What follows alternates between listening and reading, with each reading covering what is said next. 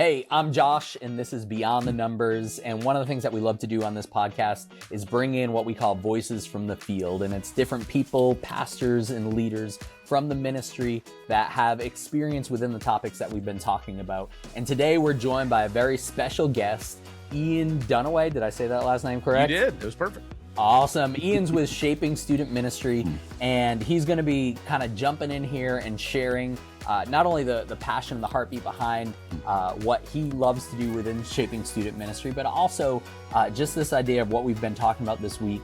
In essence, it kind of sounds like a Sesame Street episode, but making friends and how important it is, especially as pastors, youth leaders, next gen leaders, to have friendships and good, strong relationships within the ministry. So, Ian, welcome. Share a little bit about yourself. Man, well, thanks for having me. Man, where do you go to the green light like that? We were talking just a little bit ago about long stories, so I'll try and keep it short. Man, I was somebody that I grew up all my life in church. Met Christ in church. I grew up in a first generation Christian family, and there are some really good things about that, and then there are some difficult things depending on when your parents met Jesus.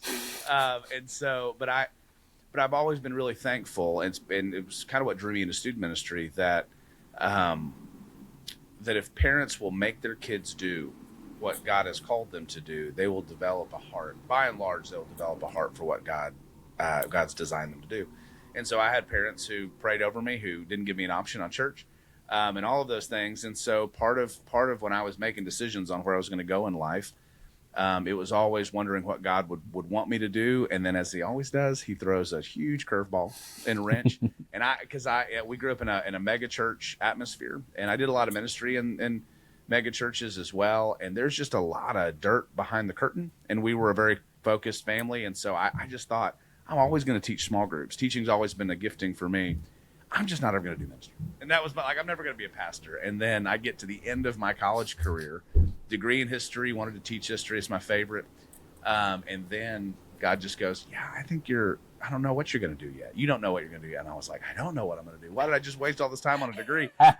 And then it just turns out that through my first first year really of grad school, God just goes, hey, I know you thought you were just going to serve, but you're going to be a student pastor. And that started a 15-year long, really, crazy, difficult, gut-wrenching, exciting, all the things that pull into it, journey. And man, God has been really good in some really, really hard and difficult places. But it was because of those 15 years that we eventually started Shaping Student Ministry, because pastor ministry is difficult, and no doubt pastors need hearts that can stay kind and skin that's like a rhinoceros. And so, but the truth is, there's not a lot of people out there serving pastors well, and there's not a lot of pastors serving their own pastors well. They're under shepherds, and so we started doing this work where not only am I in student ministry, I'm a teaching pastor as well, but we serve pastors and invest in them. And my wife of 11 years now, and I have 2 boys, and so they're on the ride with me and called to be a part of it. And so yeah, that's in the nutshell. I want to keep it down, but that's pretty much part of most of who we are, I think.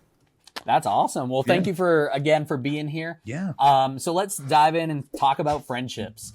So you said you've been doing youth ministry stuff for about 15 years? About that. Well, about 20 now, but we started this when it was 15. So yeah, and I still feel like I'm 20. And my body doesn't, but my mind, I'm like, I need to grow up. And so, but yeah, it's been about 20 or 21 now. And so it's been a long time. I don't think about it very often.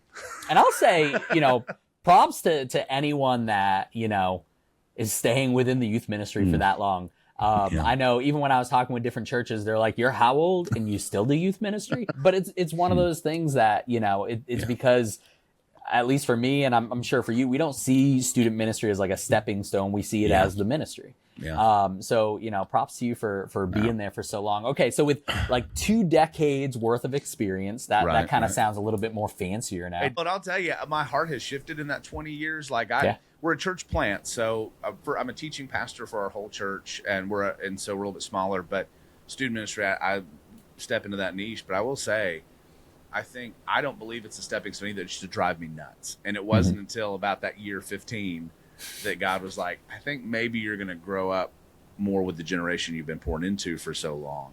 And I think that's a healthier place where a lot of guys are like, I don't know, should I stay? Should I not? And I just go, who do you identify most with? But I'll tell you what I have loved. And I think God just gives you a heart for that season. I love student pastors more than students. And I love students too. But like I have really loved, like when I go and preach and speak and travel, I love to preach God's word to students, but I absolutely love to hang out with pastors. And I don't know where that shift is or why that is. Maybe it's because most of the student pastors now are the age of my former students. So that's embarrassing too. But anyway, keep going. I'm sorry. No, that's good. I mean, how many times have I been like at a conference or something like that, or done different things, and there's the speaker, and it's like, again, you know, even we're talking about building these connections, and it's like, this person seems really cool. I would love to talk to them. And they're just like, they don't have the time of day for like anyone. And you're just like, man, okay. So, you know, I guess you're here for the kids. It drives me nuts though too. It's, I don't know. It just longer story than it should be. But even when I go and speak, we've tried to keep pricing at a great place for guys and always work with people. But one of the things I tell them is I used to spend $3,000 or $4,000 for a weekend, and somebody would show up. I would pay somebody to come and speak. They would show up. They wouldn't hang out with anybody. They'd go back to their hotel room, and I had to do all their work. I had to do their slides and everything else. And so when we go, like we do people's books, their leader books, their slides, and I just go, I say, use me and abuse me. Can I do like trainings for your leaders? Can I hang out with your people? Is it creepy if I eat meals with your kids? You know, and because I just think you should be a shepherd. You shouldn't just be a performer. And so, yeah, I love that we have the same heart on all that. Yeah, absolutely. All right. So with all of that experience, when it comes to especially student leaders, what patterns have you noticed when it comes to maybe loneliness within the ministry? Yeah. Well, it's really funny. I think, Eric Geiger, that was at Lifeway for a while. I remember he used to say, student pastors make the best head pastors. And because student ministry really is like its own little church, you have to essentially do everything. And I think there's we work with, as another organization that we're connected to, we work across the board. And I've noticed that head pastors and student pastors have very similar patterns and struggles. And some of them are really good. I started writing down and thinking about this question, and everything was negative. And I was like, I gotta think of some positives too. But so, one of those things though, for student ministry specifically, and I think if you don't cut it down quick, it's a problem, is the need to prove yourself. That will not only will that make you, that will hurt you in your relationships with other people, but it will make you lonely and isolated because you can't ever be anybody but what your accomplishments are. Yeah. And so I see that, I have lived in that. I've seen that. And it's, the funny thing is, I don't even know who the quote was from, but the idea that sometimes the loneliest places to be can be in the middle of a crowd of people. Yeah. And it's this idea of, I can be around people, but at the end of the day, do I know them? And church staffs are the same way. So many church staffs work to prove each other and prove how well we're doing. And, I remember I worked on a staff with a next gen team. And again, I'm going to be the victor and the winner in all of my stories. The truth is I'm just as broken as anybody else. But as I remember it, I just remember trying to work with kids ministries sometimes. Hey, can we, when we transition fifth graders to sixth grade, can we put one of my leaders in with your leader so that by the time they get to sixth grade, they'll know somebody and it'll be easier? No, couldn't do that. Now that'll be weird. And that's one of many examples, but I just remember thinking that church staff should be healthier. Yeah. The problem is you see this idea of not only having to prove yourself, but also it doesn't matter if it's a big church or a small church. They all have their own issues. But on staffs, I do think for student pastors specifically, for the last, I'll say 20, 30 years, we've created middle managers. We haven't created pastors. And so they, I guess if we're prepping guys to go work at Target, that's a great thing to do. But there's this idea that pastors, head pastors think for some reason that whoever's underneath them should be mini-me's. Yeah. Well, I should develop them my way. And so what they do is they don't teach them to lead. The goal of good shepherding, and I think that it's been a systemic problem for like 20, 30, 40, maybe 50 years, that we've assumed the head pastor, his job is to lead and your job is just to follow. And there's got to be give and take on that. Like you should want people to be who they're designed to be.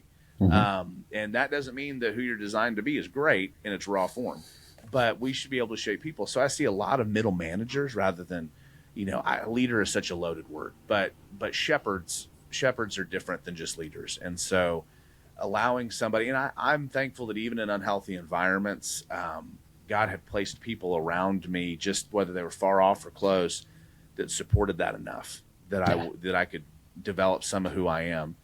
I think one pattern too is because of a lot of that, because a lot of times student pastors get treated like babysitters rather than, and that's been there before. yeah. And I think we all have. I think the problem with that though is that we said this earlier, just as we were just talking in general, but there was something that I learned early on that I don't know. I learned it by the grace of God. Like there was nothing in me that's like, I'm so wise. But it needs to matter what God calls you, not what other people call you. Yeah. And there is I think some of that idea that you're a middle manager. Oh, well, you're supposed to take care of the kid. You do lock-ins. Like that's what you do. And then kids are so stupid, you just give them an illustration, then they'll give a life to Jesus. I'll take care of them when they're real Christians. Like that is really what it communicates. You never say it that way. But I think that a lot of that you become, there's in Prince Caspian, in Narnia. C.S. Lewis, nice. Oh, I love C.S. Lewis. I deeply believe that when you're old enough, you'll read fairy tales again, was his quote. But I remember Lucy comes back, and they've been gone for, because time is different, for hundreds of years. And she comes back, and a bear almost kills her. And they kill the bear on the beach. And she says, I don't think that bear could talk at all. And the gnome says, if you treat an animal dumb enough for long enough, it becomes what you treat it like. And I think that happens. That's why what drives me nuts is a culture of and this sounds like a loaded word, but a culture of unprofessionalism in student ministry. I see that pattern a lot.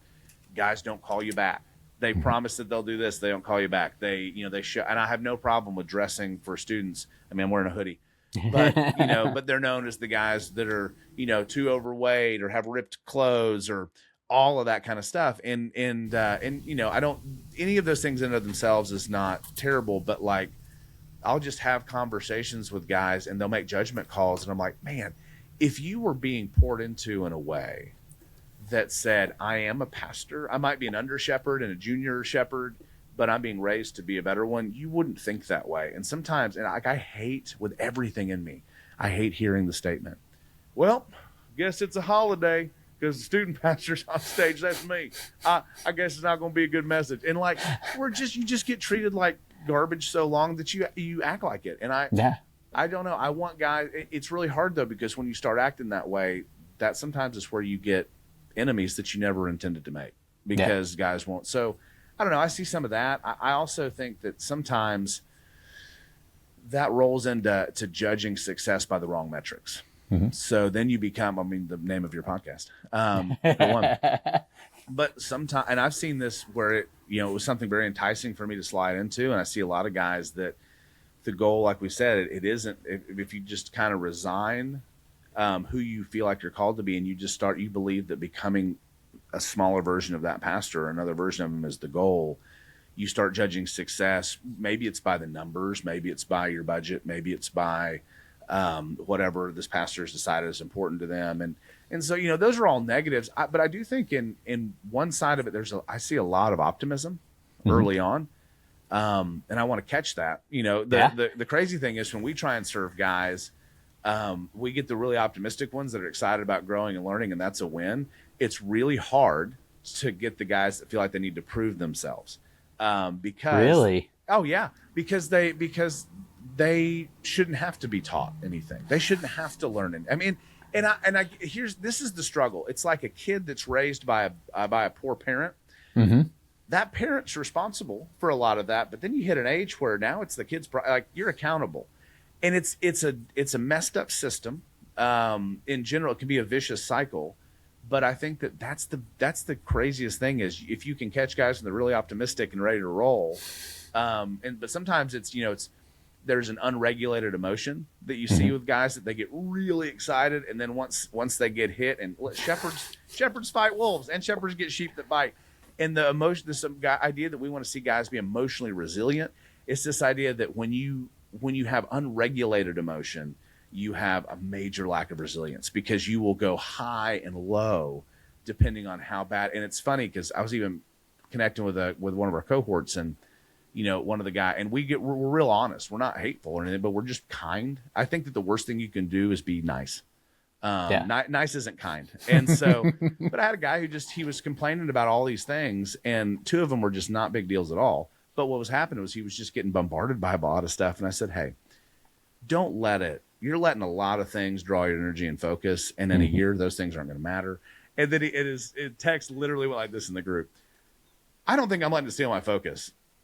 Okay, maybe I'm letting it steal my focus. But you start it really to be a good pastor, and God, whatever environment God has you in, you can survive that environment if you are being obedient to Him and connected to Him and in community. But that idea of isolation, man, that's the big theme, is just that we're the biggest hypocrites, me included. And that's part of why, I lean into an organization and help lead one that is living for my weakness. Is that we absolutely tell everyone, you've got to be in community. God designed you for community. You need peer-to-peer community. And then it's well, what are you doing? Well, I play video games, Bluffstein. And that's it. But we're not living in that same community, and it's really hard. So those are a few of them that I wrote down that I thought through. But I think there's a lot of optimism. What has been hard is that I can't remember the study, but it said former pastors are 80%, 70 or 80% likely to tell future guys how bad ministry is rather than how good it is. And so that's a struggle. That's a deep, that's a deep hard statistic. That's hard. I mean, it's, I hope it's going, it's a high percentage, whatever it is. Yeah. I mean, going through different stuff, there is that level of it's battle wounds, but in the same aspect, it's even with the podcast, I with every episode, sadly, with some of the topics we talk about, there's a vague story that I can add to that. But in the same aspect, the story should never be the focus. It should make you feel like, hey, I've been there before, but here's the healing aspect. It's hard, man, too. It is. When you were talking about how not a lot of student leaders feel like they can be, that they're in a level to be taught. It was funny because at first I was like, man, maybe I'm on the opposite side, because it's a character flaw. I feel like I always have to prove myself. But then I also remembered that someone after year 4 within the ministry, they gave me the book by Doug Fields, The First 2 Years in Youth Ministry. Good book. And I remember looking at that book feeling so offended because I was at year 4. I don't need this crap. And then at a point where I was just kind of everything piling up, I was it was there. I started reading it. And I was just like the first 4 chapters were exactly what I was dealing with. And it was so I can, as much as I feel like I have to prove myself, in the same aspect, I think as a younger pastor, I think that's a lot of our character flaws is we feel well, we did, we got the bachelor's or we got the master's or we got this. There's not much more I need to learn. And yet there's so much more and experience more than anything. If there's anybody out there listening to that thinks, man, my degree should make it work, or man, I should be further along. I mean, I just got to tell you, some of the worst pastors I've ever met, I got their degrees for them. I found out that I was writing papers for them. And I thought it was research. But man, I'm telling you, it always comes back to whenever we do anything to prove ourselves, that's the antithesis of the gospel. We should do everything to prove who Jesus is. And that's been a burden for the last few years, has been not only making sure as a pastor I'm living and understanding that, but the struggle that so many churches and pastors don't look anything like Jesus. And, and what I do with that statement, I don't know yet. Maybe I shouldn't have said anything, but it's this idea that I know Jesus is good. And I know that, again, Aslan, is he good? Yes. Is he safe? No. Nothing about what you're called to do is to be safe as a pastor. And so that might be, there's kind of an unbridled optimism going into it. This is going to, and that's just anything. But when you get into it, you just got to be ready to take the first few hits and make sure you got guys around you to help you take them, because being a pastor is a dirty and low calling. It is, you smell like sheep, you're covered in sheep garbage, you're shoveling stable. You're doing the hard work of it. And it's not we've made it look like corporate America. It's not corporate. I mean, I guess some people always go, well, you got to manage your budget. Yeah, well, Judas managed the purse strings, so like, let's. That's not saying a whole lot there. But I've spent a lot of time on this one, so I want to respect your questions too. Yeah, no problem. They're good ones. All right, so one of the things as we're talking about the friendships and everything that really stuck out about shaping student ministry is that you guys really emphasize cohorts. Yeah. Cohorts adding to the community. So for those, I know with certain denominations, like they understand cohorts, and it might be a little bit different than even some of those denominations. So for those that maybe have no experience with this whatsoever, share with us a little bit about cohorts and like how it's different from networking or just like meeting up or just like a video game group. It's a good question. It's a good question. That last one, yeah, it's different. We don't play video games. No, but it is, and that's good. Cohort's such a catch-all word, and it's the cool word for now. So we were at a conference called Conclave. It was the first time we'd actually just taken Shaping Student Ministry by itself, rather than with a partner organization. It went really well. But one of our co-founders, John Oliver, and he works with me on a podcast as well and does so much. But the way he said it, I think helps you understand kind of the heartbeat of the whole ministry, but the heartbeat of everything we do is that there's a lot of, and there's nothing wrong one way or the other, but a lot of the companies that you look at sorry, something hit my window as I was talking. A lot of the companies that you look at are resource first, pastor second. And that's not a negative thing, but they're about the resources. SSM is pastor first, resource second. And so when we look at cohorts, when we look at all of those things, our goal and our heart is kind of, again, to quote C.S. Lewis, like friendship begins when someone says, you too, I thought I was the only one. And so when we design these and we develop them, cohorts are less about, they have training on them, but I might give the example. I had a guy who said, he got really bothered because I said, nothing's quite like our cohorts. And he said, well, you can't really say that because I do a cohort. And well, he did a anybody jump in monthly call, and like 30 guys in a whole state would jump on it. And that was great. But he said, I do a cohort too. And I said, okay, fine. Then another guy, his cohort was all soul care, which, as good as it was, guys would just get on and kind of complain, and they wouldn't really ever learn how to be better pastors. So our heart and it's a great fest. it kind of, and I'm not going to speak for every one of them, but I just knew from guys I heard coming to ours. And here's what we do. We believe that cohorts should function as safe and private groups of 10 or less. In those groups, we're going to put the pastor first. So sometimes there's a pastor that had a miscarriage, and he couldn't tell anybody in his church. But he told us, and we spent a whole time doing that. We meet once a month, but outside of that, I think what keeps it from being a gripe fest is that we're headed somewhere. And you mentioned it earlier about this idea of having a degree, and you lean on that stuff. The seminaries are great for what seminaries are designed to be. They're designed to give you knowledge. What they don't do a very good job of is best practices and application. And so we have now 3 years worth of cohort material, where we talk about best practices and the things that guys and girls aren't getting all over the country. And so we really tether what we do to things like, we're kicking off a cohort, and we'll read Simon Sinek's book, Start With Why. And we'll help explain what's your ministry, why? And because most churches are terrible at explaining their why. They'll tell you their what. They'll even tell you their how, but they don't get people in their why. So we spend a month on that. We spend a month on how to build and replicate leaders, a month on how to manage your budget well. And so all of those things, we want to be really practical and best practices oriented, but it's a safe place. So we put them in a private group online. We put them in a private text message. And by the end of it, because I think networking is about advancement. Yeah. And networking happens in those groups, but networking is about advancement. Cohorts are about being sustainable where you're at, and they sustain you. And so, even one story is one of our guys who's in Alaska, and he's from Florida. Another guy's in Florida. Oh my goodness. I know. He's in this cohort. Well, the guy in Alaska, his dad died. And all of us are they're not really, I don't know if they were not connected to a church.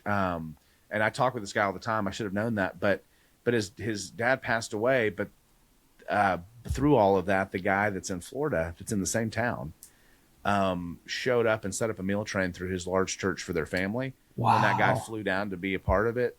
We got a picture in the group. Oh, I'm sorry. Oh, it's okay. Can you hear that? I'm sorry. Just a little bit. Well, maybe we can restart. I don't know. Or if we don't, that's fine. We can edit it out. Yeah, you're good. But anyway, we got a picture of from Louise and Joe at breakfast together when he flew down there. And so like moments like that, that's something you don't get in a networking event. You might on the off chance get it, but those are the kind of stories we get every day. We've got guys that almost quit ministry, 4 or 5 of them that have almost quit ministry and stayed in because they have that community, which I think that tells you how good and unique our cohorts are, but more than anything, it tells you how healthy biblical community is for a pastor. And so I don't know if that answers the question well. No, that does. Yeah. Yeah. But I think a lot of this is what maybe you even asked too at one point, what makes friendships feel harder is I think what we are the antidote for is that I've met a lot. There are guys that I won't shake their hands because I know who they are, like in the things that they do. But then I'll see guys that I like and they'll go, this guy's amazing. And I'll sit there and go, I don't think if you knew, I feel like Inigo Montoya, like, I don't think it means what you think it means. But what I see is that ministry is rife with shallow networking type friendships where it's like, oh, I'll vouch for him. Are you sure? Because I don't know if you know him. And when we do cohorts, man, we get to know each other for better or for worse. And that's kind of the heart of all of it. If that answers well, what you're asking. Yeah. No, and I think as you were saying, like it's also that practical side of things. Like there's a lot of stuff in youth ministry that from college I can tear apart the book of Thessalonians, First and Second Thessalonians. I can tell you the right way if a student comes in with a pornography problem on how to help counsel them and all that kind of stuff. It doesn't help college-wise when you get a call at like 2 a.m. in the morning and one of your students wrapped his car around his tree and he's dying and you have to go into the hospital and pray for the family. Yeah. And so there's a level of practicality that your degree helps with, but then there's also stuff that you need, the Holy Spirit's guidance on, but then 2, like having a community where you can just lean on and I'm sure, be able to process some of these things together. I think that helps out. It's a daily thing with them and with us and with what we do. And I think you're 100% right. There's in anybody that gets, even if you're an engineer and you need your degree to do what you do, that there's a difference between what you learned in class and what works in the real world. And I just think that the goal here for all of us should be those best practices of how many people teach you how to actually develop leaders and build leaders. And so, but mainly what we do in those is we have a team that's read about 10,000 books in the last couple of years, which is crazy. It's a team mainly by one guy, but we take the best books available, whether they're Christian or not. And because we believe that all truth is God's truth. So if it lines up with God's word, it doesn't have to be somebody that built it. Yeah. But we break those books down into videos. It's also what we do for guys to take their volunteer teams through. But we use it where we'll break them down. And so when you do a cohort with us, you go through like 10 books a year. And even if you don't read them, you watch them. And but you're learning the best stuff. And like you said, the things that you just don't learn. And I think seminaries probably should teach it, but I don't expect them to because of the nature of how they're built. So yeah, that's a hard on who we are. One of the things that I talk about in the episode is sometimes because of us getting burnt by friendships, especially if they're attached to roles or positions. Yeah. It makes us more cautious. And with my story, there was a span of time where I was just super cautious because I ran into that. Because once I wasn't the pastor, it was like, and in the episode, I share about how the hardest thing wasn't so much, I mean, for me, it was rough. But then, I have a 5-year-old and an 8-year-old. And, jumping a couple years back, trying to explain to them why this friend that they used to hang out with won't hang out with us anymore because I'm no longer a pastor there. That's heartbreaking. And it builds this level of trust issues. Sure. And that's not the healthiest thing. So like how, or what's your advice, for someone that's trying to develop friendships again? How do they do that? Maybe they need to be a little bit guarded about it, but how do they do that without being cynical? Yeah, it's a great, I think I've been drawn to recently, even with some of our church members, but also to pastors. There's not a great answer. I don't want to sound church, but there's not a great answer for some of it. But I remember in Mark 9, this man, he comes to Jesus, and it's the paradox statement. He goes, "Lord, I believe, help my unbelief." And I think that is a widely applicable passage to so much of what we do. And I would give you the encouragement that I'm sure they can reach out to you. You can absolutely post my cell phone and my email, and they can reach out to me. I spend 10 or 12, maybe sometimes 20 hours a week just talking with guys that don't pay for anything that we do. And the reason we charge is just because I got to eat. And so, we're just trying to sustain ourselves, not get rich. But in the midst of all of this, I would tell you that if it's James, if you know what's right and you don't do it, to you it's sin. So if you know you need community, and we're offering you at least an on-ramp with somebody like us, like find people around you that don't gain or lose anything by what you do. That's good. Those are the people that made the biggest investment in my life. But I promise you that I push this so hard with people that your personal struggles and your personal experiences don't ever enable you to do what you know is wrong. And I see that with church members. I see that with pastors. I have every sympathy and grace in the world. But listen, if I can do something, anybody can do something, is my heart. And if God has not only has he saved you and he's called you not only to be a pastor, but just that we all should be believers first. In the midst of that, you've got to do the work of saying, Lord, I believe. So I'm going to go and I'm going to go and reach out to these people or to this person, but help my unbelief. And, but we everything with us, I think the problem of being cynical is that we're not people that believe in the process. And everything in the gospel is the process. You say, well, I don't know if I can jump into deep community in that church. Well, maybe you can't. Maybe you need to stick your toe in, and then you need to roll your foot in. Nobody's asking you to go in. Like it always makes me laugh when guys are interviewing for a job. We do search and placement stuff. So when we talk with guys, we'll say they'll be like, I'll tell them, hey, when you interview, I get that you got hurt at church. It's totally fine. But when they say, what was your last church like? Don't give them a 10-minute explanation about how awful it was. But because we think that it's all or nothing. And we think we got, and it's okay when you're in a small group with people to just say, hey, I don't know if I want to talk about a lot of this, but I will say, could you pray for me? I'm hurt. Or to say, I've been through this. And so my advice would just do what you know is right, even if it doesn't feel like what you want to do. And then outside of that, take the steps gradually and let God work in the process. And just be willing to be in the process. I don't know if that's not really that profound. No, I mean, sometimes even the not most profound thing is sometimes what we need to hear. Sometimes we're looking for an 18-step process, but as you said, half the time we don't even want the process. So, well, yeah, and it's just not a micro. God doesn't work like a microwave, or at least he does when he wants to. But in general, following him is all about the process of him working on you. Years ago, I on a stupid game, I tore my ACL. We were up at a youth summer camp, and I got a little heated in a game, and I was chasing down someone. It was Noodle Wars of all things.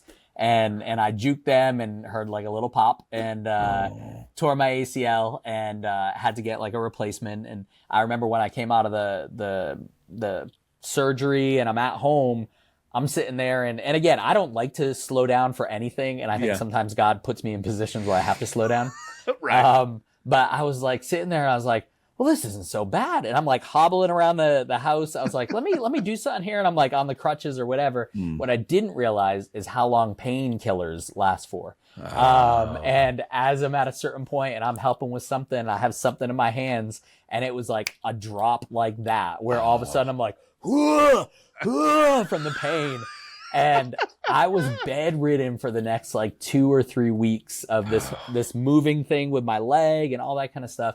And I remember in the moment I was like, I hate this, but someone told me like all that pain that you're going through and all that pain that you're feeling and all those simple little movements that you're doing, it's a process that your body is slowly starting to heal from. And you can't go from having a torn ACL and having a new ligament put in to immediately running and walking on it.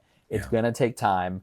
And that pain is part of the process. And I think that process is huge. No, it is. And it just reminded me of something. I think that guys will either they'll either, in an unhealthy way, they'll either substitute praise for success. So if they can just start getting the praise rather than getting beat up, that'll make them successful. That's a compromise.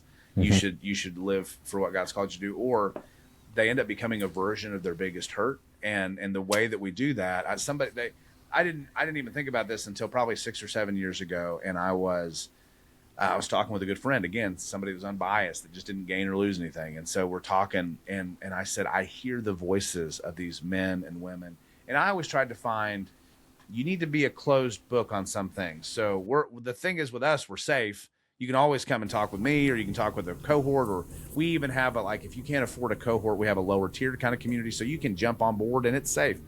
But the biggest thing for us is the struggle was that I just could hear the voices of everybody in the back of my head. And these were not just like good voices or something that's hard to hear. It was just shameful, hateful things. And I just was stuck. And I remember somebody said, this friend looked at me and said, here's the deal.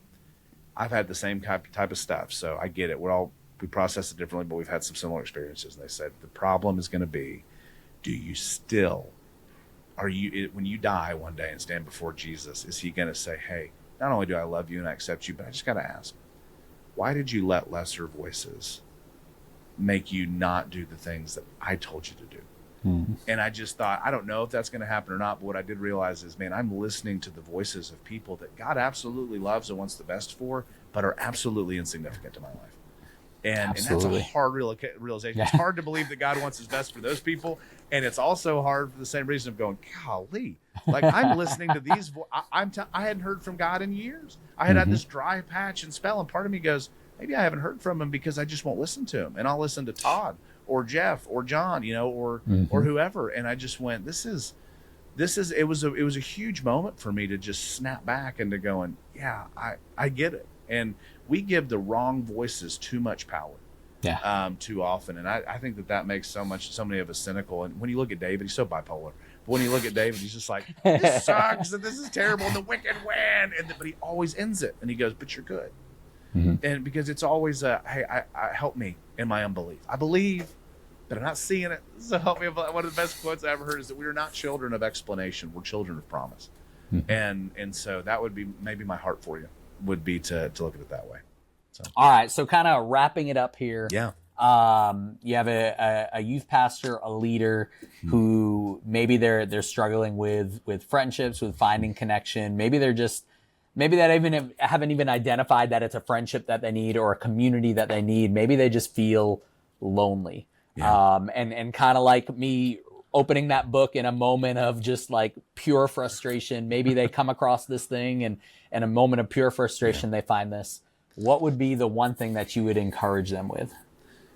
I would encourage them, whether it's you or just because I'm the one talking, but whether it's you or me, I would say the first smallest step you could do is just email or call or text one of us and just get the conversation going.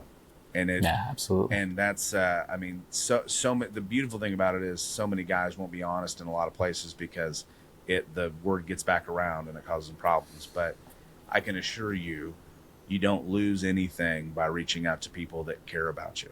And so just a simple, can we talk? You don't have to share a whole lot. I feel like a therapist. I'm not a therapist, but I feel like a therapist sometimes because but you just need to know people love you and care about you that have what I think is the win is, I'll tell guys all the time, you contribute. Sometimes if we're talking, I'll be like, you contribute nothing to me. Like, and that's not a negative thing, but I'm just telling you, if you contribute nothing and yet I love you and care about you and I'm talking to you, then you must be valuable in some way to God. And it's not your works. Yeah, it's not about who you are. And so that would be my heart. I don't want to plug what we do, but I will just say if you're a guy that's struggling with budget and you go, I can't figure this out, just connect with some of us and we'll do our best to help you get into some type of community or get you what you need. But absolutely, the smallest thing you can do is just reach out to somebody that you know, or somebody like us that you don't know that's willing to have the conversation. Absolutely. Well, thank you for being here. Absolutely. Kind of in the wrap up here. Tell people how they can get in touch with you. Yeah. Do you want to plug your podcast, the cohorts? Share away. All of it. Man, I'll tell you, if you want to know who we are, you've gone through the website, so you can tell me what I need to make more clear or less clear. But you can find us at shapingstudentministry.com, and so you can not only find us there, you can connect with us. I'll tell you this: I think that the student pastors that struggle the most are the ones that don't learn how to make an investment, and the ones who in their ministry and they don't learn how to ask questions. And so I would just tell you. I don't know if I'll have our email address or anything like that below, but it's just ian@g6allies.com. And you can, email me. Let's just talk. I'm all about horse trading. If you just go, man, I'm here and I'm struggling, but man, I would tell you the best thing that I think you can do. We exist on a few different planes. We don't believe in gold, silver, and onyx packages, or whatever your membership tiers are. The goal is just, if you're in a cohort, you get everything in a cohort. If you just need a community, good resources, and people around you, it's $27 a month. It's hard to beat that. And so anything you need, just reach out to us. But we exist so that student pastors and their families can be resilient, so that they can be spiritually resilient and emotionally resilient. And we have so many ways of doing that. And we do it by providing community and top rate tools for you at a price you can afford, so that we can keep serving and taking care of pastors all over the country. So I hope that was concise enough. Yeah, that's our great. heart, man. If you go to our website, you can see everything that we do, and you can absolutely reach out to me by text or email, anything. And as we did before the show, I gave him my deep dive of the website and all that kind of stuff. It was good. I was impressed. And I studied up good. And they have a lot of different resources there and everything like that. And we'll have any links that he wants to provide me, we'll have in the description or in the show notes for those that are listening audio-wise. But thank you, Ian, for being here again, for joining us. Again, if you're first and foremost, if you're a pastor or ministry leader that you're just in a point of struggling, you feel alone, you feel empty, you feel like maybe you're at a point that you just can't go on. We're here for you. We're praying for you. Don't hesitate to reach out to us. In every episode, I drop our website, which has a way for you to contact me. In this episode, we'll have Ian's information as well. But don't ever feel like you're doing this on your own, because with Christ, you're not. But then on top of that, there are those that are there for you that love and care about you and the work that you're doing. And you're more than the work that you're doing. But again, thank you, Ian, for being here. Thank you guys for tuning into this podcast as we work together to grow beyond the numbers. Thank you.